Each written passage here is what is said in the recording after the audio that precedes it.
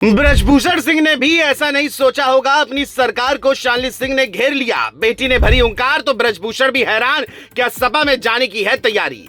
ब्रजभूषण ने भी किया खुलकर विरोध, कहा मजदूरों के साथ खुलकर खड़ा हूं, मिलना चाहिए न्याय। क्या कुछ उनके दिमाग में चल रहा, क्या शालिनी सिंह थाम लेंगी अखिलेश की पार्टी का हाथ। जिस तरह से ब्रजभूषण अपने बेबाक अंदाज के लिए जाने जाते हैं, कुछ वैसा ही अंदाज इस बार बेटी शालिनी सिंह का देखने को मिला, जिसने बीजेपी खेमे में भूचाल सा ला दिया। क्योंकि इस बार शालिनी सिंह ने सीधा सीधा सरकार पर ही हमला बोल दिया है और सवालों के घेरे में प्रशासन को ला दिया है।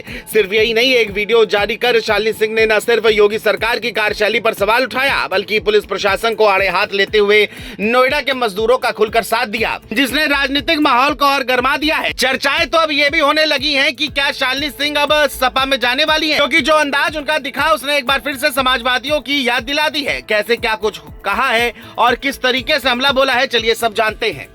दरअसल नोएडा के बवाल ने सिर्फ कानून व्यवस्था पर सवाल नहीं खड़ा किया, बल्कि सियासत के भीतर एक नई हलचल भी पैदा कर दी है। और इसी पूरी कहानी में सबसे बड़ा मोड़ तब आया जब ब्रजभूषण शरण सिंह की बेटी शालिनी सिंह ने अपनी ही सरकार और पुलिस व्यवस्था पर सीधा सवाल उठा दिया।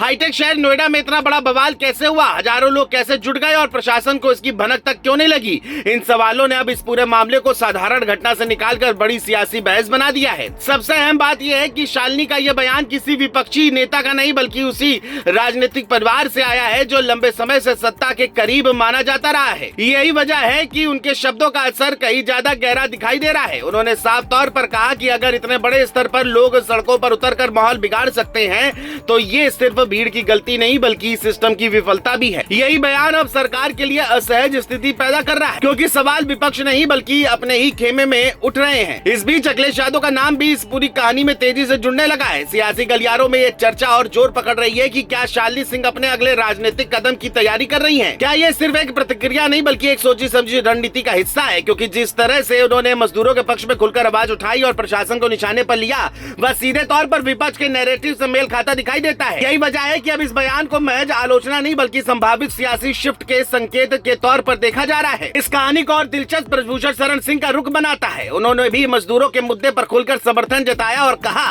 कि कामगारों को न्याय मिलना चाहिए। अब सवाल उठता है कि क्या पिता और बेटी दोनों एक ही दिशा में सोच रहे हैं या फिर ये सिर्फ परिस्थितियों का असर है। अगर दोनों का रुख एक जैसा है तो ये आने वाले समय में किसी बड़े राजनीतिक बदलाव का संकेत भी हो सकता है। यही वो कड़ी है जो इस पूरे घटनाक्रम को साधारण बयानबाजी से निकालकर एक बड़ी सियासी कहानी में बदल देती है। नोएडा के बवाल की जड़ में जाए तो मामला मजदूरों की वेतन बढ़ोतरी से शुरू हुआ था। महंगाई और बढ़ते खर्चों के बीच कामगार सड़कों पर उतरे, लेकिन धीरे धीरे ये मुद्दा बड़ा होता गया। सरकार ने 21% वेतन बढ़ोतरी का फैसला लेकर हालात संभालने की कोशिश जरूर की, लेकिन शालिनी सिंह के बयान ने ये साफ कर दिया कि मामला सिर्फ आर्थिक नहीं रहा। अब यह प्रशासन की कार्यशैली, इंटेलिजेंस की भूमिका और सरकार की जवाबदेही से भी जुड़ चुका है।